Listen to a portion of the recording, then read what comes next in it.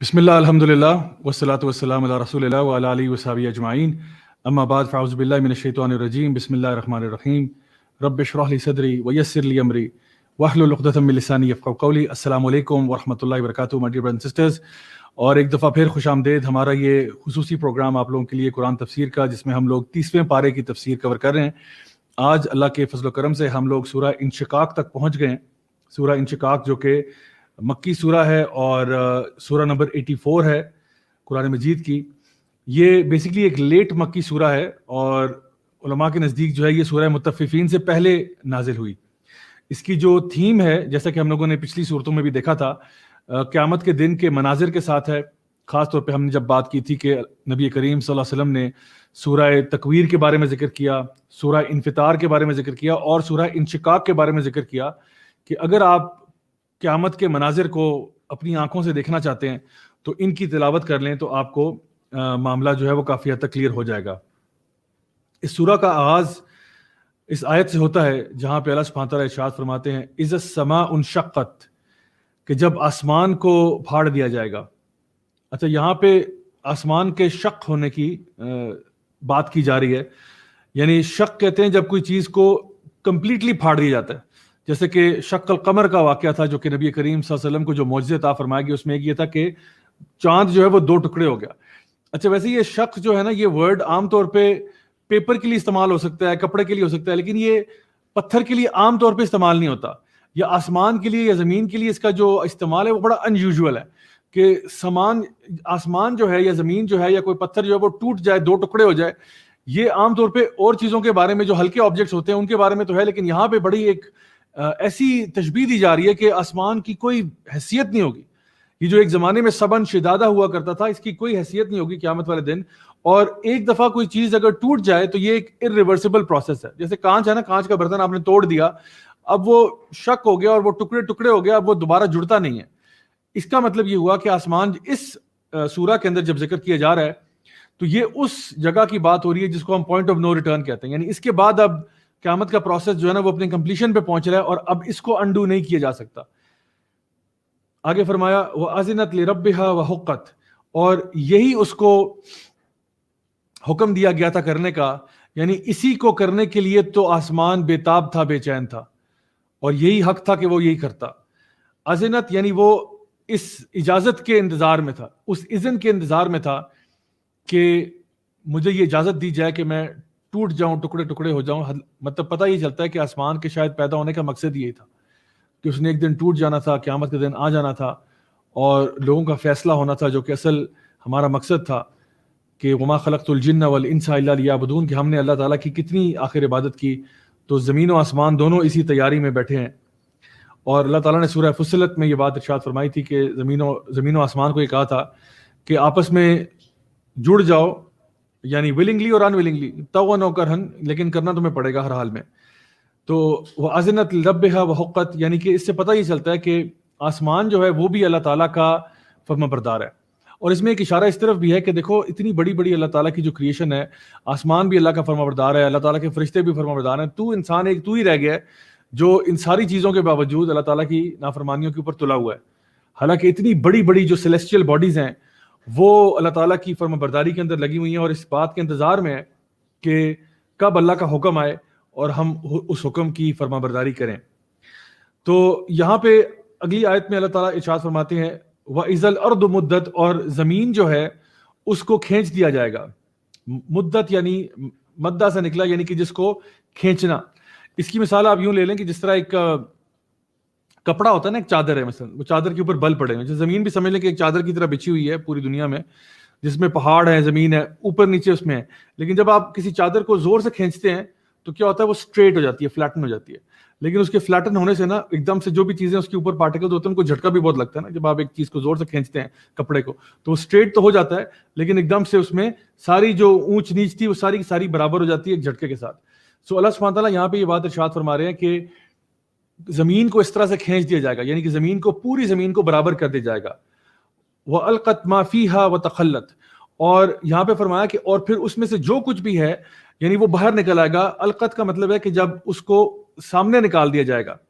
القا یعنی جس طرح موسیٰ علیہ السلام کو بھی کہا نا کہ فَأَلْقَى عَصَا، یعنی آپ نے اپنا چھڑی جو ہے اس کو پھینک دیا، سامنے ظاہر کر دیا، ٹھیک ہے، اور پھر وہ سانپ بن گیا، اژدہا بن گئی. تو یہاں پہ یہ بتایا جا رہا ہے کہ زمین جو ہے اس کے اندر جو کچھ بھی کانٹینٹ ہے وہ خالی کر دیا جائے گا، ساری زمین کا جو کانٹینٹ ہے وہ باہر آ جائے گا.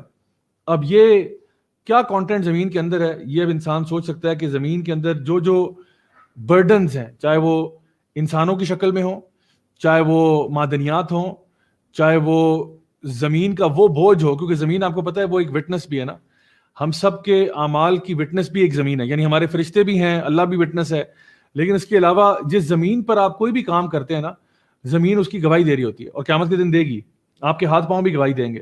لیکن جس جگہ پہ آپ نے یہ کام کیا ہے، کوئی بھی اچھا کام یا برا کام، تو زمین جو ہے نا اس کی گواہی دے گی کہ یا اللہ یہ اس جگہ پر اس نے یہ کام کیا تھا، میں گواہ ہوں، اس نے یہاں یہ کام کیا تھا. تو یہ بڑا انسان کو کیئرفل ہونا چاہیے کہ وہ کہاں پہ کیا کر رہا ہے. اور اسی لیے میں دیکھتا ہوں کہ یعنی جب ہم پڑھتے ہیں اسلاف کے بارے میں، خاص طور پہ صحابہ تابعین کے بارے میں، تو وہ نا کیا کرتے تھے کہ جب اپنی نفلی نمازیں پڑھتے تھے نا، تو وہ مسجد کے اندر اگر پڑھ رہے ہیں فار ایگزامپل اگر فرض نماز کے بعد، تو وہ پھر نفل جو ہے نا کسی اور جگہ جا کے ادا کرتے تھے، یعنی تھوڑا سا سائڈ پہ ہو جاتے تھے یا گھر میں جا کے ادا کر لیتے تھے، ٹھیک ہے. تو اس سے فائدہ کیا تھا کہ جہاں جہاں پہ بھی ہم سجدہ کریں گے نا، تو وہ وہاں کی زمین گواہی دے گی قیامت والے دن کہ یا اللہ اس نے یہاں پہ بھی سجدہ کیا تھا، یہاں پہ بھی کیا تھا، یہاں پہ بھی کیا تھا، یہاں پہ بھی کیا تھا. میں خود جب سے دین میں آیا ہوں الحمدللہ، میری کوشش یہ رہی کہ میں جس شہر میں بھی ہوتا ہوں میں کوشش کرتا ہوں کہ اس کی مختلف مساجد میں جا کے نمازیں پڑھوں، اور میری صرف واللہ العظیم صرف اس کے پیچھے انٹینشن یہی ہوتی ہے کہ قیامت والے دن جہاں جہاں پہ میں نے سجدہ کیا نا، وہ ساری جگہ میرے لیے گواہی دیں. چاہے میں کہیں ٹریول بھی کرتا ہوں نا، پہاڑوں میں چلا جاؤں، بائک پہ نکل جاؤں یا کچھ بھی ہو، تو میں ہمیشہ کوشش کرتا ہوں کہ مختلف جگہوں پہ نا، اچھا لاسٹ ٹائم یہاں نماز پڑھی تھی، اب میں نے یہاں پڑھنی ہے، اب میں نے وہاں پڑھنی ہے، اب میں نے وہاں پڑھنی ہے، اس لیے تاکہ بس وہ ساری جگہیں جو ہے نا وہ میرے حق میں انشاءاللہ گواہی دے سکے. تو ایک عادت انسان کو بنانی چاہیے کہ وہ جہاں پہ بھی ہو سکے نا زمین میں نیکی والے کام کرے، شر والے کام نہ کرے، کیونکہ یہ زمین بھی جو ہے نا گواہی دے گی. اچھا اور بھی بہت ساری چیزیں ہیں ایسی جو کہ یہ زمین اگلے گی. اس سے ایک ریلیٹڈ میں آپ کو ایک حدیث سنانا چاہتا ہوں جو کہ مجھے بڑا اس نے حیران کیا. نبی کریم صلی اللہ علیہ وسلم کی حدیث ہے جہاں پہ آپ نے ذکر کیا کہ جو ریور یوفریٹیز ہے، یوفرات کا جو دریا ہے جو کہ بیسیکلی عراق میں ہے، وہ بھی کچھ اگلے گا. یعنی یہ زمین کے اگلنے کی بات ہو رہی ہے نا، تو وہ ایک سونے کا پہاڑ اگل دے گا. سونے کا پہاڑ، یعنی سونے کے پہاڑ سے کیا مراد ہے کہ کئی ٹن سونا جو ہے وہ ریور یوفریٹیز سے نکلے گا. اور آپ نے فرمایا کہ جب یہ وقت آئے گا، جب ایسا ہوگا، تو کوئی شخص بھی جو ہے وہ اس کی طرف نہ جائے. یعنی مسلمانوں کو یہ کہا جا رہا ہے کہ آپ جو ہے اس کی طرف نہ جائیں. اس کی وجہ کیا ہے کہ وہاں پہ بہت قتل و غارت ہوگی، یعنی بہت سارے لوگ جو ہے نا اس کے پیچھے مارے جائیں گے، لوگ لالچ میں آئیں گے یوفرات کی طرف. اور تو میں آپ کو بتا رہا ہوں یہ ابھی قیامت کی وہ نشانی ہے، مائنر سائنز آف دی آور میں آتا ہے، لیکن مائنر سائنز میں سے وہ مائنر سائن ہے جو ابھی تک ہوا نہیں ہے. ریور یوفریٹیز عراق میں اس نے ابھی تک یہ سونے کا خزانہ نہیں اگلا. زمین نے کچھ نکالنا نا باہر اپنے اندر سے، تو یہ ابھی تک سونے کا پہاڑ، یعنی ٹنوں ٹن سونا ہوگا، ٹنوں ٹن سونا. لیکن پھر کیا ہوگا، لوگ اس کی طرف جائیں گے اور قتل و غارت ہوگا، قتل و غارت ہوگا. ہر جانے والا، مطلب سمجھیں کہ ہزاروں بندوں میں سے ایک بچ رہا ہے، باقی سارے مر رہے ہیں. تو آپ نے مسلمانوں کو یہ فرمایا کہ جب وہ ہوگا تم کم از کم اس پوری چیز سے باہر رہنا، اس میں انوالو نہ ہونا، کیونکہ اتنا لاس آف لائف ہوگا، بچے گا کچھ بھی نہیں اس میں سے. تو مجھے لگتا ہی ہے واللہ تعالی عالم، آپ دیکھیں کہ جس طرح عام طور پہ ہم دیکھتے ہیں کہ جو انٹرنیشنل بینکرز ہیں، جوئش لابیز ہیں، امریکہ ہے، یہ لوگ سارے کے سارے جو ہے نا ویسے بھی ان کی نظریں جو ہے نا وہ مسلمانوں کے ویلتھ پہ ہوتی ہیں. کہاں سے تیل نکل رہا ہے، کہاں سے جو ہے نا معدنیات نکل رہی ہیں، کہاں سے جو ہے نا نیچرل گیس نکل رہی ہے وغیرہ وغیرہ، یہ سب ہم ہمیشہ دیکھتے رہتے ہیں. اور جہاں پہ بھی کوئی ایسا مسئلہ ہوتا ہے وہاں پہ کانفلکٹ زون بنا کے گھس جاتے ہیں پیس کیپرز کے طور پہ، اور وہاں سے چیزیں نکالنا شروع کر دیتے ہیں. تو واللہ عالم ہو سکتا ہے کہ یہ ان کا قبرستان ہو، کیونکہ ہمیں مسلمانوں کو تو کہا گیا کہ یہاں سے تم نے دور رہنا ہے. اور میں اسی لیے آپ کو یہ بتا رہا ہوں کہ یہ وہ مائنر سائن میں سے ہو سکتا ہے کہ کل پرسوں ترسوں، ہفتے بعد، مہینے بعد، سال بعد، 10 سال بعد، ہماری لائف ٹائم میں یا اس سے بعد، واللہ عالم، اللہ بہتر جانتا ہے کب یہ معاملہ ہوگا. لیکن یہ وہ مائنر سائن ہے جو ابھی ہوا نہیں، اس لیے میں نے کہا کہ میں آپ کے سامنے ذکر کر دوں، کیونکہ جہاں پہ ہم تفسیر کی باتیں پڑھتے ہیں ساتھ ساتھ یہ چیزوں کا بھی خیال رکھنا چاہیے کہ اللہ تعالیٰ کے نبی صلی اللہ علیہ وسلم نے ان کے بارے میں کیا ارشاد فرمایا تھا. تو اگلی آیت میں اللہ تعالیٰ یہاں پہ ارشاد فرماتے ہیں وَأَذِنَتْ لِرَبِّهَا وَحُقَّتْ. وہی بات جو آسمان کے بارے میں کہی تھی وہی زمین کے بارے میں بھی، کہ زمین بھی جو ہے یہ بھی بس اسی انتظار میں تھی کہ اللہ تعالیٰ کا حکم آئے تو میں اس کو پورا کروں، اور یہی حق تھا زمین کا کہ اس کو یہ کرنا چاہیے تھا. تو یہاں پہ یہ ساری باتیں بتانے کے بعد کہ جب قیامت کے یہ مناظر کا ذکر کرنے کے بعد کہ زمین جو ہے وہ اپنا سارا کچھ جو اپنے اندر کا مواد ہے وہ باہر نکال دے گی، اس کے بعد ارشاد فرمایا یا ایھا الانسان انک کادح الی ربک قدحا فملاقی، کہ اے انسان یقیناً تو کوشش کر رہا ہے الی ربک اپنے رب کی طرف، قدحا فملاقی یعنی کہ تو ایک شدید کوشش کر رہا ہے حتیٰ کہ تو اللہ تعالیٰ کو جا کے مل جائے گا۔ اب یہاں پہ انسان یہ دیکھے کہ اللہ سبحانہ تعالیٰ نے سورہ بلد میں یہ بات ارشاد فرمائی ہے کہ لقد خلقنا الانسان فی کبد، کہ یقیناً انسان جو ہے اس کی پوری زندگی بس یہ مشقت میں ہی گزرتی ہے۔ تو چاہے آپ نیک ہیں یا آپ برے ہیں، آپ کی لائف میں سٹرگل ہے۔ یہ نہ سمجھے کہ ایک انسان نیک ہے تو بیچارہ بڑا مطلب سٹرگل کر رہا ہے، اور جو برا ہے تو وہ تو سٹرگل نہیں کرتا۔ نہیں، برا بھی سٹرگل کر رہا ہے، وہ حرام کی طرف سٹرگل کر رہا ہے، وہ گناہوں کی طرف سٹرگل کر رہا ہے، وہ اللہ تعالیٰ کی نافرمانی میں سٹرگل کر رہا ہے، وہ دنیا داری میں سٹرگل کر رہا ہے۔ بلکہ میں آرگیو ہی کروں گا کہ شاید وہ زیادہ سٹرگل کر رہا ہے، کیونکہ وہ صبح 9 to 5 چھوڑ کے 9 to 9 لگا ہوا ہے، ویکینڈ بھی لگا رہا ہوتا ہے، خوار ہوا ہوتا ہے اس دنیا کے پرسوٹ میں، اور اللہ کو بھول کے ہوتا ہے، بس مال کمانے کے چکروں میں لگا ہوا ہے اور باقی سب کچھ بھول چکا ہے۔ تو محنت تو وہ بھی بڑی کر رہا ہے۔ تو اللہ سبحانہ تعالیٰ فرما رہا ہے یا ایھا الانسان، اور یہ بات بڑی اہم ہے کہ جہاں پہ بھی اللہ تعالیٰ کہے یا ایھا الذین آمنوا یا ایھا الانسان، تو جو لوگ انسان ہیں وہ سنیں یہ بات، جو الذین آمنوا والے وہ پھر بات سنیں۔ تو یہاں پہ کہا جا رہا ہے یا ایھا الانسان، ہم سے خطاب کیا جا رہا ہے، انک کادح الی ربک قدحا فملاقی، تم سارے کے سارے سٹرگل کر رہے ہو، ٹوئل کر رہے ہو، اور جلدی تم اپنے رب کو جا ملو گے۔ اور یہاں پہ ایک مراد یہ بھی ہے کہ تم اپنے اعمال کو جا ملو گے۔ تو دونوں کے اوپر انشاءاللہ ہم لوگ بات کرتے ہیں۔ یعنی انسان کیا ٹوئل کر رہا ہے؟ جب بچہ ہوتا ہے، پھر وہ 3 مہینے کا ہوتا ہے، پھر وہ اسکول جاتا ہے، پھر وہ او لیولز کرتا ہے یا اے لیولز کرتا ہے یا میٹرک کرتا ہے، پھر وہ بیچلرز کرتا ہے، پھر جاب لیتا ہے، پھر شادی ہوتی ہے، پھر بچے ہوتے ہیں، پھر وہ سائیکل ریپیٹ ہوتا ہے۔ یعنی ہر انسان جو ہے نا ایک ٹوئل میں لگا ہوا ہے، ایک سائیکل ہے جو چلے جا رہا ہے۔ تو اللہ سبحانہ تعالیٰ یہاں پہ جس کی بات کر رہے ہیں وہ یہ ہے کہ قد جو ہے نا، یہ جو اسٹرگل ہے، یہ کیا ہے؟ ایسی چیز جو آپ کو تھکا دیتی ہے۔ یعنی ہر انسان ایک تھکانے والی محنت اور کوشش میں لگا ہوا ہے۔ اور یہاں پہ فرمایا الی ربک، اور جانا کہاں ہے؟ جانا تو تمہارے رب کی طرف ہی ہے۔ ان للہ و انا الیہ راجعون، ملکیت بھی تم اللہ کی اور جانا بھی تم نے اللہ کے پاس ہے۔ تو سمجھیں کہ ہم سارے کے سارے مطلب ایک تو ہے نا کہ انسان جانا چاہے یا نہ جانا چاہے، whether you like it or you don't like it, you are going towards اللہ سبحانہ وتعالیٰ، آپ جا رہے ہو اللہ کی طرف۔ ٹائم جو آپ کا گزر گیا ہے وہ واپس نہیں آ سکتا، آپ سارے اللہ کی طرف جا رہے ہو، اور ایک دن جا کے ملاقات بھی ہو جائے گی اللہ سے بھی اور اپنے نامہ اعمال سے بھی، کہ ہم نے اصل میں کیا کیا تھا۔ تو جو بھی ہم نے کام کیا ہوگا وہ ہمیں وہاں پہ مل جائے گا۔ پھر کیا ہوگا؟ فَأَمَّا مَنْ أُوتِيَ كِتَابَهُ بِيَمِينِهِ، پھر جس کو اس کے دائیں ہاتھ میں کتاب دی جائے گی، فَأَمَّا مَنْ أُوتِيَ كِتَابَهُ بِيَمِينِهِ، جس کے دائیں ہاتھ میں کتاب ملے گی۔ اب دائیں ہاتھ میں جو ہے نا عام طور پہ یہ طاقت کی، قوت کی نشانی بھی ہے، نیک کام کی بھی نشانی ہے۔ دائیں ہاتھ پہ دائیں سائڈ کی چیزوں کا ذکر ہم لوگوں نے پہلے بھی پڑھا، اصحاب الیمین کا ذکر پڑھا، ٹھیک ہے۔ سو یہ ساری چیزیں تو سورہ حاقہ میں آتا ہے کہ اسی طرح کی آیت ہے، فَأَمَّا مَنْ أُوتِيَ كِتَابَهُ بِيَمِينِهِ فَيَقُولُ هَاؤُمُ اقْرَءُوا كِتَابِيَهْ، کہ جب اس کو دائیں ہاتھ میں کتاب پکڑائی جائے گی تو وہ دوسروں کو اپنی کتاب دکھاتا پھرے گا کہ میری کتاب پڑھو۔ سبحان اللہ۔ اور یہاں پہ کیا کہا گیا کہ فَسَوْفَ يُحَاسِبُ حِسَابًا يَسِيرًا، یہاں پہ کہا یہ گیا کہ اس کا حساب بڑا آسان ہوگا۔ یعنی جس کو بھی اس کے دائیں ہاتھ میں کتاب پکڑائی جائے گی اس کا حساب بڑا آسان ہوگا۔ فَسَوْفَ يُحَاسِبُ حِسَابًا يَسِيرًا، بڑی ایزی ریکننگ ہوگی اس کی۔ تو یہ وہ اللہ کے نیک لوگ ہیں جن کے بارے میں کہا گیا تھا کہ ان الابرار لفی نعیم تعرف فی وجوہہم نظرۃ النعیم، وہ بڑے خوش ہوں گے، بڑے انجوائے کر رہے ہوں گے، بڑے ریلیکس حالت میں ہوں گے۔ تو یہ جو کہا گیا فسوف یحاسب حسابا یسیرا، یعنی یہ وہ لوگ ہیں جن کی زیادہ سوال جواب ان سے نہیں کیا جائے گا۔ سیدہ عائشہ جو ہے رضی اللہ عنہا، صحیح بخاری مسلم کی حدیث میں آتا ہے کہ نبی کریم صلی اللہ علیہ وسلم نے یہ بات ارشاد فرمائی کہ جس کا بھی حساب ہو گیا اس کو سزا ملے گی بڑی سخت، یعنی جس کی بھی حساب کتاب شروع ہو گیا نا اس کے لیے بڑی سخت سزا ہے۔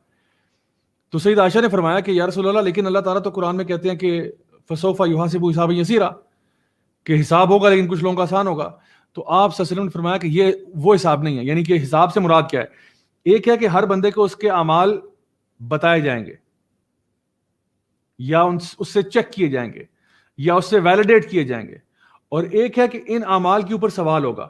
دیکھیں ایک بندہ ہے نا وہ اللہ کے سامنے پیش ہوگا قیامت والے دن، اسے کہا جائے گا تو نے یہ والا گناہ کیا، کہ جی میں نے کیا، یہ والا کیا جی کیا، یہ کیا جی یہ کیا، ہاں، تو سارے گناہ اس کے سامنے بتائے جائیں گے. پھر اللہ تعالیٰ اپنی رحمت سے کہے گا کہ میں نے تجھے معاف کیا، یا کسی کو کہے گا کہ میں نے تیرے گناہوں کو بھی نیک اعمال میں تبدیل کر دیا.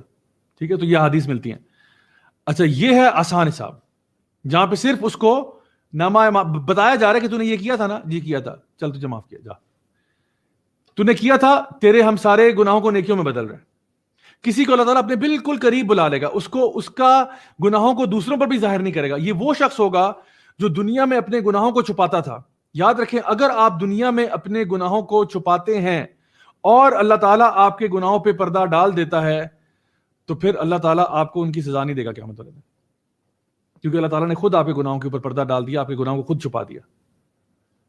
تو اللہ تعالیٰ ایسے نیک لوگ جو ہے نا، جو اللہ تعالیٰ سے بہت معافی مانگتے تھے، بہت مغفرت کی دعائیں کرتے تھے، اللہ ان کو اپنے بالکل قریب بلا لے گا اور کہے گا تو نے یہ کام کیے تھے نا، بندہ کہے گا یا اللہ میں نے کیا تھا. اچھا، صرف وہ اللہ اور اس کے بندے کے بیچ میں، اور کسی کو نہیں پتا کہ اللہ تعالیٰ اس سے کیا بات کر رہے ہیں. اور پھر اللہ تعالیٰ اس کو معاف کر دیں گے، اس کے گناہوں کو نیکیوں میں بدل دیں گے اور اس کو جنت میں داخل کر دیں گے. لیکن جس کا حساب شروع ہو گیا کہ تو نے ایسا کیوں کیا، تو نے ایسا کیوں کیا، تو نے یہ گناہ کیا تھا نا، جی کیا تھا، کیوں کیا تھا، خدا کی قسم پوری کائنات کے پاس اس کیوں کا جواب نہیں ہوگا. پوری کائنات کے پاس اس کیوں کا جواب نہیں ہوگا. تو نے یہ گناہ کیوں کیا تھا، کیوں کیا تھا. اللہ کو جانتا نہیں تھا، اللہ کے بارے میں پڑھا نہیں تھا، قیامت کے دن کا پتہ نہیں تھا کہ آج یہ دن آئے گا، یہ پتہ نہیں تھا تجھے، کیوں کیا تھا. پوری کائنات کے پاس اس کا جواب نہیں ملا. جس کا یہ حساب شروع ہو گیا نا، ایک ایک گناہ کے اوپر کیوں کیا، وہ گیا. اللہ ہم سب کو بچائے، اللہ ہم سب کو بچائے اس قسم کے انجام سے. اللہ ہم سب کو اچھا حساب دے. اللہم حاسبنا حسابا یسیرا. نبی کریم صلی اللہ علیہ وسلم اکثر یہ دعا کرتے تھے کہ یا اللہ ہمارا اچھا آسان حساب کرنا. اللہم حاسبنا حسابا یسیرا. تو یہ دعا کرنی چاہیے کہ اللہ ہمارا حساب آسان کرنا، ہمارا حساب آسان کرنا. فسوف یحاسب حسابا یسیرا. تو اس کا پھر جو انجام ہے وہ بڑا آسان ہوگا، بڑا آسان حساب کتاب ہوگا. اب دیکھیں، یہ کبھی کبھار نا پیپرز میں بھی ایسے ہوتے ہیں، جب آپ دنیا کے ایگزام دیتے ہیں نا، تو دنیا کے ایگزام دیتے وقت انسان جو ہے وہ جب رزلٹ آ رہا ہوتا ہے نا تو وہ ٹیچر کے سامنے کھڑا ہوتا ہے. اچھا، اب اس کو پتا بھی ہو نا کہ میں نے ٹھیک ہے پیپر کیا، اچھا برا ہو گیا ہوگا، تو اس ٹائم پہ نروسنس کتنی زیادہ ہوتی ہے کہ پتہ نہیں میری کوئی غلطی نہ پکڑ لے. حالانکہ آپ کو اگر فل نمبر بھی ملے ہو نا، آپ کو پتا میرے فل نمبر آئے، پھر بھی آپ کہہ رہے ہوتے کہ میرا جو ہے نا حساب آسان ہو. کیوں؟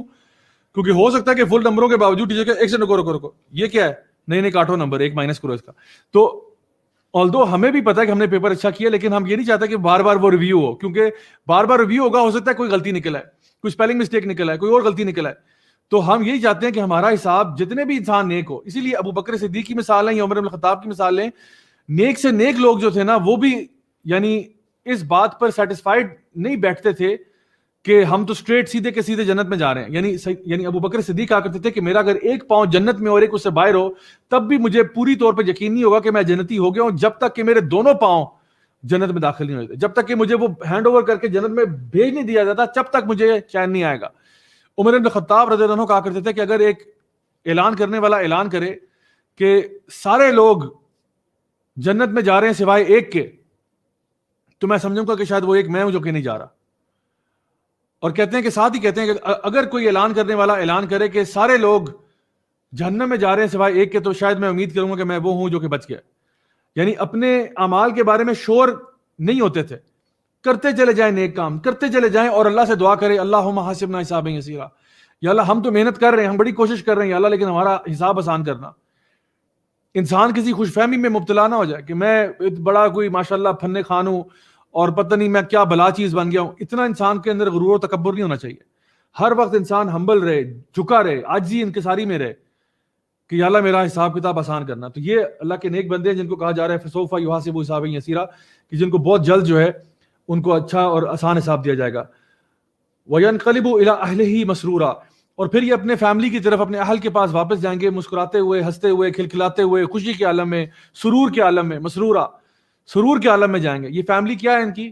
وہ ان کے فیملی ممبرز جو دنیا میں ان کے ساتھ تھے، نیک لوگ تھے، ان کے ماں باپ ہو گئے، ان کے بچے ہو گئے، وہ ان کے ساتھ ہوں گے، جنت کی حوریں ہیں، دیگر جنت کی مخلوق ہے، جو اللہ تعالیٰ نے ان کو فیملی وہاں پہ دی ہوگی، وہ ساری فیملی کے ساتھ خوشی خوشی ان کی طرف جائیں گے جنت میں جب داخل کیے جائیں گے۔ اور یاد رکھیں کہ اگر آپ کی فیملی دنیا میں نیک ہے نا تو انشاءاللہ اللہ تعالیٰ آپ سب کو ملا دے گا۔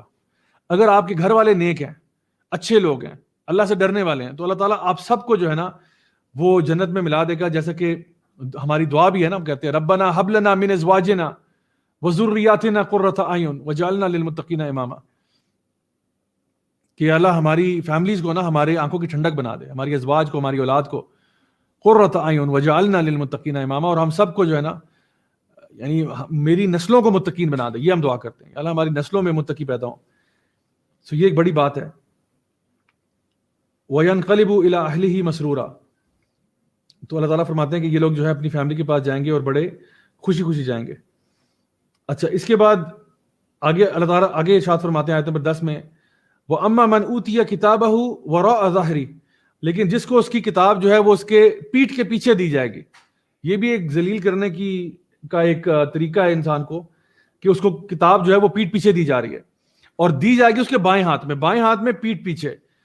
اور یہ کیا کرے گا، یہ یعنی سورہ حاقہ میں آتا ہے وَأَمَّا مَنْ أُوتِيَ كِتَابَهُ بِشِمَالِ فَيَقُولُ يَا لَيْتَنِي لَمْ أُوتَ كِتَابِيَهْ، وہ کہے گا کہ کاش کہ مجھے یہ اعمال نامہ نہ دیا جاتا۔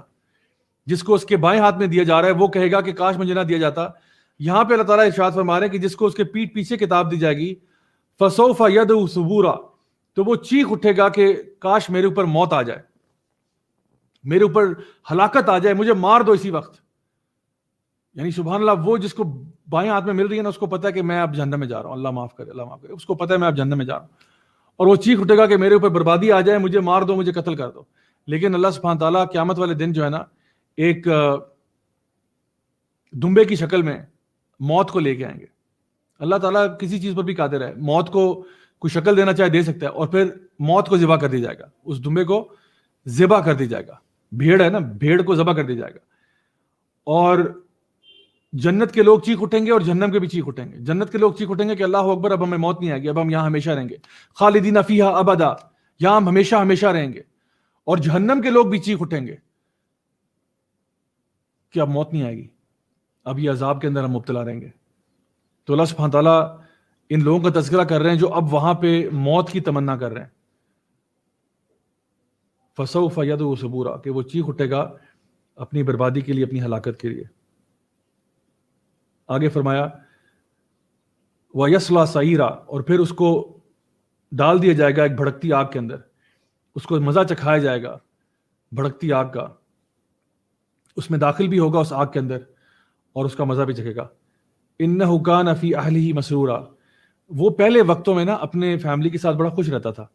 یہ اس بندے کی بات ہو رہی ہے جو بھی جہنم میں پھینکا جا رہا ہے، کہ جب دنیا میں تھا نا تو اپنی فیملی کے ساتھ إِنَّهُ كَانَ، پہلے یہ ہوتا تھا ان لوگوں میں سے، أَهْلِهِ مَسْرُورًا، اپنی فیملی کے ساتھ بس شغل میلے میں ملوث تھا، انجوائے کر رہا تھا زندگیاں، دنیا داری میں لگا ہوا تھا، مال و متاع کے حصول کے پیچھے بھاگ رہا تھا۔ اس کی جو قدحن فملاقی تھا نا، کس کے پیچھے دوڑ لگا رہا تھا یہ؟ لقد خلقنا الانسان فی کبد، یہ کون سا کبد تھا، یہ کون سا ایسا فعل تھا، کون سے ایسے اعمال تھے جو یہ کر رہا تھا؟ یہ دنیا داری میں لگا ہوا تھا، مال و متاع میں لگا ہوا تھا، اپنے نفس کو سیٹسفائی کرنے میں لگا ہوا تھا، اپنے ڈیزائرز کو فلفل کرنے میں لگا ہوا تھا، بڑا خوش تھا، بڑا لائف کو انجوائے کرتا تھا کہ کھا لے پی لے جی لے، بس یہی تو زندگی ہے، 4 دن کی زندگی ہے، اس کے بعد کیا کرنا ہے، انجوائے کرو یار، عیاشیاں کرو۔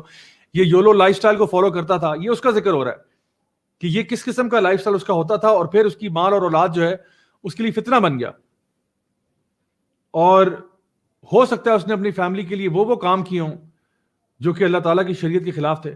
یعنی اپنی فیملی کو، اکثر لوگ کیا کرتے ہیں، کہتے ہیں بھائی ہم نے تو اپنے بچوں کا پیٹ نہیں پالنا، لیکن پیٹ پالنے کے لیے کیا کریں گے، حرام ذریعے اختیار کریں گے، حرام لائن آف ورک میں چلے جائیں گے، کرپشن کریں گے، یہ کریں گے، وہ کریں گے۔ کیوں؟ کیونکہ ہم نے اپنی فیملی کو ایک اچھا لائف سٹائل دینا ہے۔ یعنی اچھا لائف سٹائل دینا اللہ تعالیٰ کی فرما برداری سے بھی اوپر ہے، نعوذ باللہ ثم نعوذ باللہ، یہ ان کا عقیدہ بن جاتا ہے۔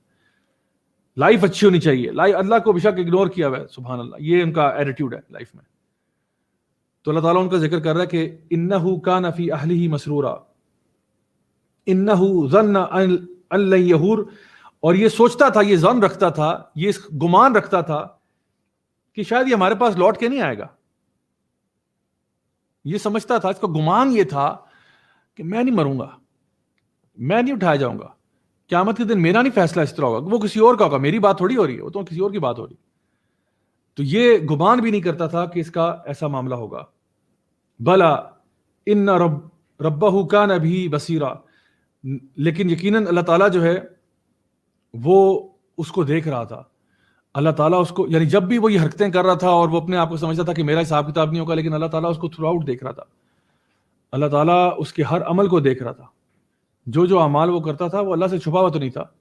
اللہ تو اس کے دل کے حالات بھی جانتا تھا, اس کے خیالات بھی جانتا تھا. وہ چاہے اپنا کمرہ بند کر لیتا, کنڈیاں لگا لیتا, دروازے بند کر لیتا, پردے ڈال دیتا, لائٹیں بند کر دیتا, تو کیا چھپ جاتا اللہ تعالیٰ سے؟ نہ, اللہ پھر بھی اس کو دیکھ رہا تھا. وہ پوری دنیا میں کہیں جا کے چھپ نہیں سکتا تھا اللہ تعالیٰ کی ذات سے. تو اللہ سبحانہ تعالیٰ یہ اس کا ذکر کر رہے ہیں.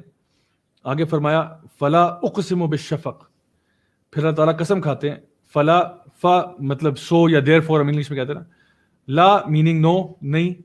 تو کیا اس کا یہ مطلب ہے کہ میں قسم نہیں کھاتا؟ نہیں, ایسا مطلب نہیں. یہ فلا جو ہے یہ مختلف ہے, اور اقسم بالشفق علیحدہ ہے. جیسے کہ اللہ تعالیٰ فرماتے ہیں قرآن مجید میں لا اقسم بیوم القیامہ, تو اس کا یہ مطلب نہیں ہے کہ میں قسم نہیں کھاتا. یہ لا جو ہے نا یہ اس سے پہلے والی بات کو, یا وہ لوگ جو خیالات سوچ رہے ہوتے ہیں ان کو چپ کرانے کے لیے بھی ہوتا ہے. ایک مطلب اس کا یہ ہوتا ہے کہ بس کر دو, بس خدا کی قسم آگے, یعنی کہ آپ جملہ بول رہے ہیں نا, تو آپ کہتے ہو بس بس بس چپ کر جاؤ, خدا کی قسم میں, اب آگے آپ نے جملہ بولا. تو یہاں پہ اللہ تعالیٰ نے فلا, یعنی جو بھی اس بندے کا خیال تھا, جو بھی اس بندے کی سوچ تھی, کیونکہ کس بندے کا ذکر ہو رہا ہے؟ وہ جو دنیا داری میں ملوث ہے, اللہ کو بھول چکا ہے, اسے کہا جا رہا ہے فلا, بس اقسم بالشفق. شفق کہتے ہیں یہ جو شام کی سرخی ہوتی ہے نا, جب آپ کو ایک بڑی خوبصورت ہیوز نظر آتی ہیں اسکائی میں, یہ ان کا ذکر ہو رہا ہے, اس کی اللہ تعالیٰ قسم کھا رہے ہیں. تو اقسم بالشفق یعنی اللہ تعالیٰ وہ جو ایوننگ کی ریڈنس ہے اس کی قسم کھا رہے ہیں, جب یہ مغرب ٹائم جب قریب ہوتا ہے. واللیل وما وسق, اور رات کی قسم جو کہ جب اس کا اندھیرا پھیل جاتا ہے, جب اس کا سارا اندھیرا جو ہے وہ پھیل جاتا ہے, اس کی قسم کھائی جا رہی ہے. تو اللہ سبحانہ تعالیٰ یعنی اب شام کا وقت پھر رات کا وقت قسم کھائی جا رہی ہے. آہستہ آہستہ ایک پروسیس ہے نا, شام سے اندھیرا ہوا, ٹھیک ہے, آہستہ آہستہ چینج آ رہا ہے. والقمر اذا اتسق, اور چاند کی قسم جو کہ جب پورا ہو جاتا ہے, جب فل مون نکلتا ہے, اس کی قسم ہے. تو اب یہ درجہ بدرجہ اللہ سبحانہ تعالیٰ آپ کو بتا رہے ہیں کس طرح سے ہمارے اپنے ایکسپیرینس میں ہم دیکھتے ہیں کہ ٹرانزیشن کس طرح ہوتا ہے ایک سٹیٹ سے دوسری سٹیٹ میں. ٹھیک ہے, فل مون آ گیا. لَتَرْكَبُنَّ طَبْقًا عَنْ طَبْقٍ, اللہ تعالیٰ فرماتا ہے کہ یقیناً تم بھی سفر کرو گے درجہ بدرجہ, طبق بطبق, یعنی آپ سٹیج بائی سٹیج آپ بھی ٹریول کر رہے ہو. یعنی جس طرح اللہ تعالیٰ نے ایک انالوجی دی ہے کہ جس طرح شام ڈھل جاتی ہے اور رات آ جاتی ہے اور چاند نکل آتا ہے, بالکل اسی طرح تم بھی تو سفر کر رہے ہو نا. تم بھی تو ایک مسافر ہو. ماں کے پیٹ میں تھے, پھر تم نے پیٹ سے باہر آ گئے, پھر تم نے چلنا شروع کیا, پھر تم نے دوڑنا شروع کیا, پھر تم انڈیپینڈنٹ ہو گئے, پھر تم نے جاب لے لی, پھر تمہاری شادی ہوگی, پھر تمہارے بچے ہو گئے, پھر تم بوڑھے ہو گئے, پھر تم کمزور ہو گئے, پھر تم اپنی موت کی طرف جا رہے ہو, پھر تم مر جاؤ گے, پھر دوبارہ اٹھائے جاؤ گے.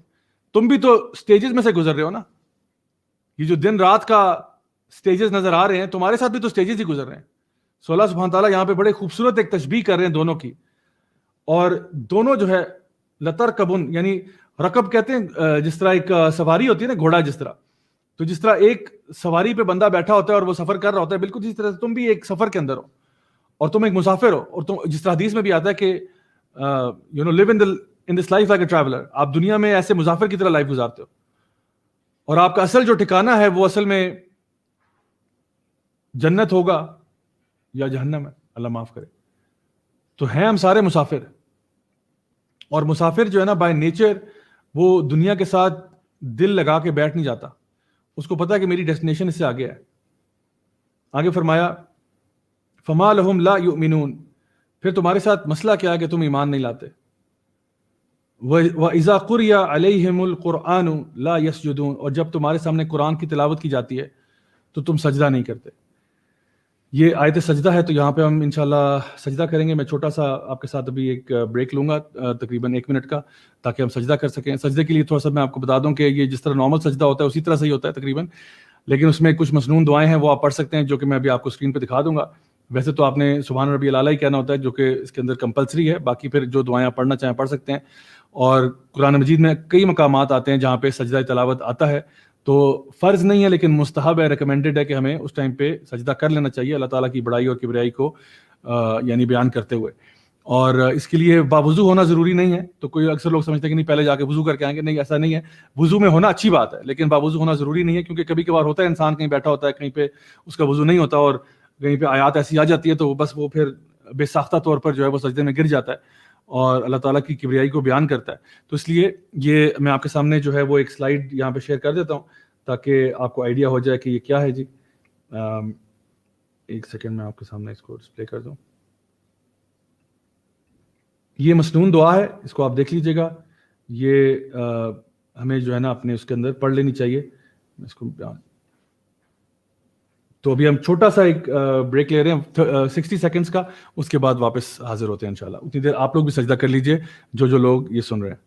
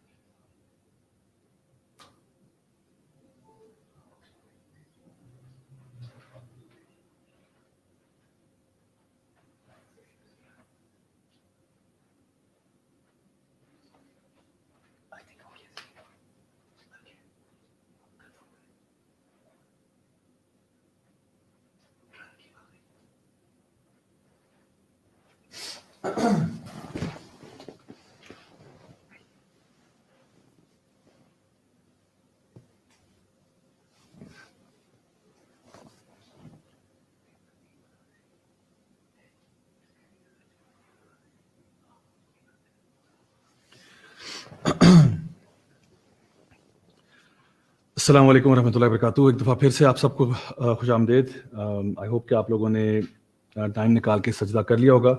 اللہ تعالیٰ ہم سب سے قبول فرمائے ہماری جتنی بھی عبادات ہیں, اس خاص طور پہ اس رمضان کے بابرکت مہینے میں اللہ تعالیٰ ہم سب سے قبول فرمائے انشاءاللہ. تو اللہ سبحانہ تعالیٰ نے یہاں پہ ارشاد فرمایا تھا کہ بڑی خوبصورت آیات ہیں سبحان اللہ. اللہ سبحانہ تعالیٰ ارشاد فرماتے ہیں فما لہم لا یؤمنون. تو پھر تیرے ساتھ مسئلہ کیا ہے کہ تو ایمان نہیں لاتا؟ کیا ہو گیا تجھے؟ فما لہم, کیا ہوا کیا ہے؟ تو بتا تو صحیح تیرے ساتھ ہوا کیا ہے؟ لا یؤمنون, تو کیوں ایمان نہیں لاتا؟ تو کیوں اپنی زندگی کو اتنی پرپس لیس طریقے سے گزار رہا ہے؟ اے انسان تجھے کیا ہو گیا؟ کیوں تو اپنے دنیا داری کے چکروں میں اتنا زیادہ محو ہو گیا ہے کہ تو اپنے رب کو ہی بھول گیا ہے,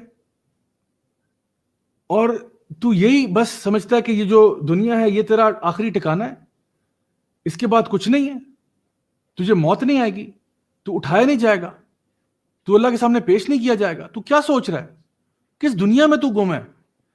یعنی ایک انسان جو کہ دنیا دار ہوتا ہے نا, اس کو لگتا ہے بس یہ دنیا ہی سب کچھ ہے. لیکن جو بندہ آخرت کی فکر رکھتا ہے نا, جو مسلمان ہوتا ہے سچے طور پر, اس کو پتا ہوتا ہے کہ یہ تو میری ڈیسٹینیشن ہے نہیں. دیکھیں آپ کہیں بس میں سفر کر رہے ہیں, آپ ٹرین میں سفر کر رہے ہیں, آپ کہیں پہ رکتے ہیں تھوڑی دیر کے لیے, بیچ میں کوئی مڈ وے پوائنٹ آتا ہے نا, تو اس مڈ وے پوائنٹ پہ آپ رکتے ہیں. کیوں رکتے ہیں؟ صرف اس لیے کہ آپ واش روم یوز کر لیں, کوئی پانی پی لیں, کچھ کھانے پینے کی اشیاء لے لیں وہاں سے, میں بھی تھوڑی دیر کے لیے لیٹ جائیں 5-10 منٹ. وہاں پہ گھر تھوڑی بناتا ہے انسان, وہاں پہ انسان بسیرا تھوڑی ڈال لیتا ہے کہ چلو بھائی بس یہاں مڈ وے پوائنٹ تک آ گئے, بس یہیں پہ اب ساری زندگی گزارنی. ٹریولر جو ہے نا, اس کی نظر ہمیشہ اپنی منزل پہ ہوتی ہے, اور وہ اس منزل کے لیے کوشش کرتا ہے, اس منزل کے لیے محنت کرتا ہے. اس کے سارے سٹرگلز جو ہے نا, جو سورہ کی پوری تھیم ہے ایک سٹرگل کی تھیم ہے, اس کے سارے سٹرگلز پھر اس آخری فائنل ڈیسٹینیشن کے لیے ہوتے ہیں. لیکن جس کا فوکس وہ نہیں ہے, جو کہ ایک دنیا دار ہے, اس کے لیے تو یہ دنیا ہی سب کچھ ہے. وہ اس دنیا کو ہی بہت خوشگوار بنانے کے چکروں میں لگا ہوا ہے, اسی کو بیوٹیفائی کیا جا رہا ہے, یہ بھول گیا کہ جانا اس نے کہیں اور تھا, اصل ڈیسٹینیشن کچھ اور تھی. تو یہ اصل میں اللہ تعالیٰ اس بندے کی ذہنیت کی یعنی کا بیان ہمارے سامنے پیش کر رہے ہیں کہ یہ وہ شخص ہے جو اللہ تعالیٰ کو کیسے بھول گیا کہ دنیا کے اندر اتنا محو ہو گیا. فما لہم لا یؤمنون, پھر تیرے ساتھ ہوا کیا کہ تو ایمان نہیں لاتا. وَإِذَا قُرِئَ عَلَيْهِمُ الْقُرْآنُ لَا يَسْجُدُونَ, اور جب تیرے سامنے قرآن کی تلاوت کی جاتی ہے, قرآن پڑھا جاتا ہے, تو سجدہ بھی نہیں کرتا. یعنی یہ سجدے سے مراد بہت ساری چیزیں ہیں. ایک تو یہ جو لٹرل سجدہ ہوتا ہے وہ تو ہے ہی ہے, لیکن ایک مراد اس سے یہ بھی ہے کہ قرآن کی تعظیم نہیں کرتا تو. قرآن جب تیرے سامنے پڑھا جاتا ہے تو قرآن کے آگے جھک نہیں جاتا, قرآن کی باتوں پر عمل نہیں کرتا. یعنی خواتین و حضرات, قرآن کے نا ہمارے اوپر بڑے حقوق ہیں. قرآن کا ایک حق تو ہم پر یہ ہے کہ قرآن کی تلاوت کی جائے, بلکہ اس سے پہلے حق یہ کہ قرآن پر ایمان لایا جائے کہ قرآن اللہ تعالیٰ کا کلام ہے. پھر قرآن کا حق یہ ہے کہ قرآن کی تلاوت کی جائے, قرآن کو سمجھ کر پڑھا جائے, قرآن پر عمل کیا جائے, اور قرآن کو دوسروں تک منتقل کیا جائے. یہ 5 حقوق ہیں قرآن مجید کے. قرآن پر ایمان لانا, قرآن کی تلاوت کرنا, قرآن کی تلاوت صرف عربی میں نہیں کرنا بلکہ سمجھ کے پڑھنا, سمجھ کے صرف نہیں پڑھنا بلکہ اس پہ عمل بھی کرنا, اور صرف خود عمل نہیں کرنا بلکہ دوسروں کو بھی اس کی تلقین کرنا, امر بالمعروف و نہی عن المنکر وتواصوا بالحق, حق کی دعوت دینا. یہ 5 حقوق ہیں قرآن مجید کے. تو جب اللہ سبحانہ تعالیٰ ارشاد فرماتے ہیں کہ وَإِذَا قُرِئَ عَلَيْهِمُ الْقُرْآنُ لَا يَسْجُدُونَ, جب تیرے سامنے قرآن پڑھا جاتا ہے تو اتنا بے پرواہ کیسے ہو جاتا ہے, سجدہ کیوں نہیں کرتا, قرآن کو ایکسیپٹ کیوں نہیں کرتا؟ کتنے لوگ آپ خود جانتے ہوں گے ہمارے معاشرے میں کتنے لوگ ایسے ہیں, آپ ان کو کوئی بھی آج کل آپ کو پتا ہے سوشل ایشوز پہ لوگ باتیں کہتے رہتے ہیں, آپ ان کو بتاؤ نا کہ ٹھیک ہے سوشل ایشو اپنی جگہ پہ, لیکن اللہ تعالیٰ یہ کہتا ہے, کہتے ہیں ہمیں نہ بتاؤ, دین کو باہر رکھو یار, دین کو مت لاؤ اس میں. اچھا دین کو نہ لے کے آؤ اس معاملے میں, دین کو کوئی حیثیت نہیں ہے دین کی, دین کو اٹھا کے باہر نکال دیں, نہیں اس معاملے میں دین کو مت لاؤ. دین ہر معاملے میں آتا ہے, ہر معاملے میں. مجھے بتائیں کون سا دنیا کا معاملہ جس میں دین نہیں آتا؟ کوئی معاملہ آپ اٹھا لیں, ہمارا دین اس میں رہنمائی نہیں فرماتا, ہر معاملے میں رہنمائی فرماتا ہے. تو یہ کہا ہی کیسے آپ نے کہ اس میں دین کو باہر رکھو؟ یعنی اللہ تعالیٰ کا کلام بیچ میں نہ لائیں, اللہ اس کے بارے میں کیا کہتا ہے تمہاری بات سن لیں. تو بڑے یہ جو پولیٹیکل کامنٹیٹرز اور جو تجزیہ نگار اور پتہ نہیں کس قسم کے لوگ جو آ جاتے ہیں, وہ کیسے تجزیہ دے رہے ہیں بغیر قرآن کو بیچ میں لائے ہوئے, کہ نہیں قرآن کو اس سے باہر رکھیں. قرآن آیا ہی اس لیے تھا آپ لوگوں کے طریقے بدلنے کے لیے, آپ لوگوں کے دلوں کو بدلنے کے لیے, آپ کی حرکتوں کو بدلنے کے لیے قرآن نازل اسی لیے ہوا تھا. تو اللہ تعالیٰ خود فرما رہا ہے کہ عجیب بات ہے کہ جب قرآن تیرے سامنے پڑھا جاتا ہے تو اس کو ایکسیپٹ ہی نہیں کرتا, تو اس کے آگے سبمٹ ہی نہیں کرتا. اور ایسا معاملہ ہے سوشل میڈیا پہ, آپ کسی کو قرآن کی آیت بتاتے ہیں, اگلا آگے سے آپ کو کہہ رہا تھا کہ چپ کر جاؤ, یہ بات نہ کرو میرے سے. نمبر 22 آیت میں آتا ہے بل الذین کفروا یکذبون, لیکن نہیں, جو لوگ ایمان نہ لائے, کفر کرنے والے, وہ جھٹلا دیا کرتے تھے. یعنی جن کی بات یہاں کی جا رہی ہے, یعنی یہ وہ لوگ ہیں جو کفار ہی ہیں, جو کہ تکذیب کرتے ہیں, جو کہ جھٹلا دیتے ہیں, یہ وہی لوگ ہیں. یعنی اللہ تعالیٰ بتا رہے ہیں کہ جو لوگ قرآن جب ان کو پڑھایا جاتا ہے, سنایا جاتا ہے اور اس کو جھٹلا دیتے ہیں, یہ تو کفار ہی کرتے ہیں. یعنی یہ مسلمان کو تو سوٹ ہی نہیں کرتا کہ وہ یہ کام کرے. یہ وہی ہوگا جو ایمان نہیں لاتا ہوگا, جو کہ جھٹلا دیتا ہے قرآن کو, نبی کو صلی اللہ علیہ وسلم کو, اللہ تعالیٰ کی آیات کو, ہر چیز کو. یا وہ اپنے کال سے کرتا ہوگا, اپنی سپیچ سے, یا وہ اپنے عمل سے کرتا ہوگا, اپنے ایکشن سے, یا وہ اپنے رویے سے کرتا ہوگا. کبھی کبھار انسان کا نہ کال ہوتا ہے نہ عمل ہوتا ہے, بس اس کا رویہ ایسا ہوتا ہے کہ وہ ان چیزوں کو امپورٹنس نہیں دے رہا ہوتا. تو آگے فرمایا واللہ اعلم بما یعون, اور اللہ تعالیٰ بہتر جانتا ہے کہ کیا تم اکٹھا کرتے تھے. اللہ تعالیٰ بہتر جانتا ہے, واللہ اعلم, اللہ بہتر جانتا ہے کہ جو بھی تم اکٹھا کیا کرتے تھے. یعنی جس طرح سمجھ لیں کہ انسان ایک بیگ میں کچھ اکٹھا کر رہا تھا نا, اس کی تشبیہ دی جا رہی ہے کہ جس طرح تم نے کیا اکٹھا کیا تھا, یہاں پہ تم نے کون سے گناہ اکٹھے کیے تھے, کون سے اعمال اکٹھے کیے تھے, اور یہ سب کا سب جو ہے یہ اللہ تعالیٰ کے سامنے ظاہر ہو جائے گا. آیت نمبر 24 میں ارشاد فرمایا فبشرہم بعذاب علیم, تو پھر ان کو خوشخبری سنا دو عذاب علیم کی. یہ اللہ تعالیٰ کی طرف سے سارکازم ہے, کیونکہ یہ لوگ پچھلی سورہ میں ہم نے پڑھا تھا نا, یہ مومنین کا مذاق اڑاتے تھے, اللہ تعالیٰ بھی ان کا مذاق اڑا رہے ہیں. اللہ تعالیٰ فرما رہے ہیں فبشرہم, ان کو اب خوشخبری سنا دو بعذاب علیم, ایک شدید عذاب کی خوشخبری. دنیا میں جس طرح کا لائف سٹائل گزارتے تھے, جس طرح سے یہ مومنین کی کو موک کرتے تھے, ریڈیکیول کرتے تھے, اب اللہ تعالیٰ کہہ رہے ہیں ان کو بھی سنا دو اب ان کی کیا ان کے لیے خوشخبریاں ہیں. کیونکہ پچھلی سورہ میں ہم دیکھا تھا نا کہ یہ آنکھیں مارے تھے ایک دوسرے کو, جب مومنین کو دیکھتے تھے کوئی کام کرتے ہوئے, ایک دوسرے کو آنکھیں مارتے کہ یہ دیکھو کیا کر رہے ہیں. تو اللہ تعالیٰ اب ان کو سارکازم کے ساتھ ڈیل کر رہے ہیں. آگے فرمایا الی الذین آمنوا وعملوا الصالحات لہم اجر غیر ممنون, اور یہ آخری آیت ہے اس سورہ کی.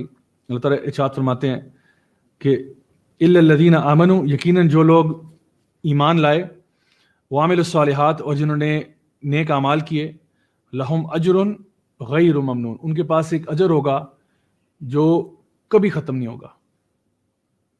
یہ اللہ تعالیٰ کی بشارت ہے ان لوگوں کے لیے جو واقعی میں بشارت کے حقدار ہیں، جو واقعی نیک لوگ تھے، ان کو اب صحیح بشارت مل رہی ہے کہ جو لوگ بھی ایمان لاتے تھے اور نیک اعمال کرتے تھے، کیونکہ دونوں آپس میں انٹر کنیکٹڈ ہیں نا، جب انسان ایمان لے آتا ہے پھر آٹومیٹکلی اس کے عمل میں بھی اضافہ ہوتا ہے، جب ایمان جتنا اس کا پختہ ہوتا ہے اتنا اس کا عمل بھی اسٹرانگ ہوتا ہے اور بہتر ہوتا ہے۔ تو یہ جو لوگ ایمان والے اور اعمال صالحہ والے، ان کے لیے جو اجر ہوگا، اتنا اجر ملے گا کہ وہ کبھی ختم نہیں ہوگا۔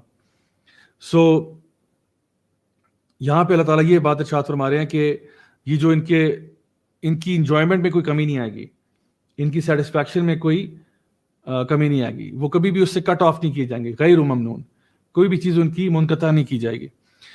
ڈیئر برادرز اینڈ سسٹرز، اس پوری سورہ کے اندر ہم لوگوں نے بہت ساری مختلف چیزوں کو دیکھا، خاص طور پر یہ کہ اس میں اللہ سبحانہ تعالیٰ نے قیامت کی کچھ نشانیاں، قیامت کے کچھ مناظر جو ہیں ان کا ذکر کیا، اور پھر یہ بات ہمارے سامنے آئی کہ جو اللہ کے نافرمان لوگ ہیں وہ اس دن جہنم کی آگ میں پھینکے جا رہے ہیں، اور اس کی وجہ یہ ہے کہ جس چیز کے پیچھے انہوں نے اسٹرگل کیا تھا اپنی لائف میں، کیونکہ اسٹرگل تو سب نے کیا تھا، کسی نے اللہ کی راہ میں اسٹرگل کیا، کسی نے اللہ کی راہ کے علاوہ کسی اور راہ پہ اسٹرگل کیا، کسی نے اللہ کو خوش کرنے کے لیے اسٹرگل کیا، کسی نے اپنے نفس کو پوجنے کے لیے، اپنے نفس کے ڈیزائرز کو پورا کرنے کے لیے اسٹرگل کیے۔ دونوں کا انجام اللہ تعالیٰ نے آخر میں بیان کر دیا، ایک جو ہے وہ اپنا شدید عذاب علیم کے اندر پھینکا جا رہا ہے، اس میں مبتلا کیا جا رہا ہے، اور ایک جو ہے وہ ایسا اجر مل رہا ہے جو غیر ممنون ہے، جو کبھی ختم نہیں ہوگا۔ جس طرح پچھلی سورہ میں نے دیکھا تھا کہ دو مختلف لوگ ہیں، ہو سکتا ہے کسی ایک انوائرمنٹ سے ان کا تعلق ہو، ایک جگہ سے تعلق ہو، لیکن انجام کتنے مختلف ہیں، یہاں پہ بھی اللہ تعالیٰ بتا رہے ہیں۔ اور یہ دیکھیں بار بار جو ایک ریپیٹڈ تھیم آ رہی ہے وہ یہ آ رہی ہے کہ جیسا بھی تمہارا لائف سٹائل ہوگا نا دنیا میں، اسی طرح کا انجام تمہارا آخرت میں بھی ہوگا۔ تو اپنے آج کے اس لائف سٹائل کو اپ گریڈ کرو، اپنے آج کے لائف سٹائل کو ٹھیک کرو۔ اسلام جو ہے وہ ایک ڈیسٹینیشن نہیں ہے، اٹس اے جرنی۔ اسلام یہ نہیں کہ ہاں میں زندگی میں ایک دفعہ اسلام لایا تھا، میں ایک زمانے میں نماز پڑھا کرتا تھا، ہاں میں نے 3 سال پہلے روزے رکھے تھے، میں نے اچیو کر لیا، میں نے نا کتاب میں ٹک لگا دیا کہ میں اسلام ایمان لایا تھا، میں نے کلمہ پڑھا تھا اس وقت زندگی میں نماز بھی پڑھتا تھا، پتہ ہے 5 سال پہلے میں نے نا 2 سال کے لیے لگاتار نماز پڑھی ہے، میں نے ٹک مار دیا۔ آج پڑھتے ہو؟ نہیں۔ ایک زمانے میں روزے رکھا کرتا تھا، آج کل نہیں رکھ رہا۔ ایک زمانے میں بڑے صدقے کرتا تھا، آج کل نہیں کر رہا۔ آپ کو پتہ ہے میں کئی سال پہلے حج کے لیے گیا تھا، سارے اگلے پچھلے گناہ بخشوا کے آ گیا تھا، آج کل پھر وہی گناہ کر رہا ہوں۔ یہ اسلام نہیں ہے۔ Islam is a journey, you have to be in that journey. آپ کو مستقل طور پر رہنا پڑتا ہے حتیٰ کہ آپ کو موت آ جائے۔ نبی کریم صلی اللہ علیہ وسلم کی حدیث سے آپ نے فرمایا کہ ایک شخص ہو سکتا ہے کہ نیکی کے کام کرتا چلا جا رہا ہے حتیٰ کہ وہ ایسا لگتا ہے کہ جیسے یہ جنت کے اور اس کے بیچ میں ایک ہاتھ کا فاصلہ رہ گیا، اور پھر وہ کوئی ایسے کام الٹے شروع کر دیتا ہے کہ وہ جہنم میں چلا جاتا ہے۔ ایک بندہ اپنی پوری زندگی نیک کام کر رہا ہے، اور اتنے نیک کام کر رہا ہے کہ بس اس کے بیچ میں اور جنت کے بیچ میں صرف ایک ہاتھ کا فاصلہ رہ گیا، اتنا قریب وہ جنت کے آگے، اتنا قریب آ گئے۔ اور پھر کوئی ایسی اس کی کیا کہتے ہیں نا مت ماری جاتی ہے کہ وہ کوئی الٹے کام شروع کرتا ہے، غلط کام شروع کرتا ہے، گناہوں والے کام شروع کرتا ہے، اور ان کو کرتا چلا جاتا ہے حتیٰ کہ وہ جہنم میں چلا جاتا ہے۔ اور ایک شخص ایسا بھی ہوتا ہے جو ساری عمر گناہ کر رہا ہوتا ہے حتیٰ کہ وہ اس میں اور جہنم کے بیچ میں نہ صرف ایک ہاتھ کا فاصلہ رہ گیا، اور پھر وہ اپنی لائف کو بدلتا ہے، چینج کرتا ہے، نیکی کے کام سٹارٹ کرتا ہے، حتیٰ کہ وہ اہل الجنہ میں سے ہو جاتا ہے، جنتی میں سے ہو جاتا ہے۔ سو اس سے پتہ ہی چلا کہ کبھی بھی انسان اس بات پر خوش ہو کر نہ بیٹھ جائے کہ میں تو جی جنتی ہو گیا ہوں، اور اس سے کبھی بندہ یہ بھی نہ سوچے کہ میرے اتنے گناہ ہو گئے ہیں، میں اتنا گناہ گار ہوں کہ میں تو اب جنت میں جا ہی نہیں سکتا، میں تو کنفرم اب جہنم میں ہی جانا ہے میں نے۔ یقیناً ہر انسان جو نیکی کر رہا ہے اس کو چاہیے کہ وہ ثابت قدم رہے اس نیکی پہ، اور جو بندہ بھی گناہ گار ہے، گناہوں کی طرف جا رہا تھا، اس کو چاہیے کہ وہ توبہ کرے، توبہ کے دروازے کھلے۔ اللہ تعالیٰ رحمان بھی ہے، رحیم بھی ہے، غفور بھی ہے، غفار بھی ہے، الودود بھی ہے، ہماری ماؤں سے زیادہ محبت کرنے والا ہے. تو یہ موقع لو اور اللہ کی طرف لوٹ آؤ، یہ موقع لو اور اللہ کی طرف لوٹ آؤ. جو بھی غلطیاں ہوئی ہیں اللہ تعالیٰ ان کو معاف کرنے کے لیے تیار ہے. بس سوال یہ ہے کہ کیا میں اور آپ تیار ہیں یا نہیں ہیں. اور اگر آپ آلریڈی ماشاءاللہ ایک اچھی راستے پر ہیں، قرآن و حدیث کا علم حاصل کر رہے ہیں، نیکیاں کر رہے ہیں، تو اس پہ ثابت قدم رہیں، اس پہ ڈٹ جائیں، اس پہ ڈٹ جائیں اور اللہ تعالیٰ سے دعا کریں.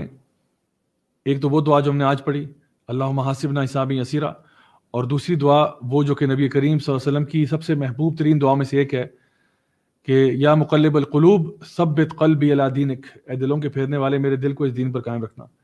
تو my dear brothers and sisters, میں آپ کے لیے بھی، اپنے لیے بھی، ہم سب کے لیے دعا کرتا ہوں کہ اللہ تعالیٰ ہم سب سے راضی ہو جائے، ہماری تمام غلطیاں کوتاہیاں معاف فرمائے، ہم سب کو دنیا میں بھی اور آخرت میں بھی خیر نصیب فرمائے، اور ہم سب سے راضی ہو جائے اور ہم سب کو اپنے فیوریٹس میں سے چن لے. انشاءاللہ آپ سے کل ملاقات ہوگی، سیم ٹائم سیم چینل. سبحانک اللہم و بحمدک، اشہد ان لا الہ الا انت، استغفرک و اتوب الیک. بارک اللہ فیکم. السلام علیکم ورحمۃ اللہ وبرکاتہ.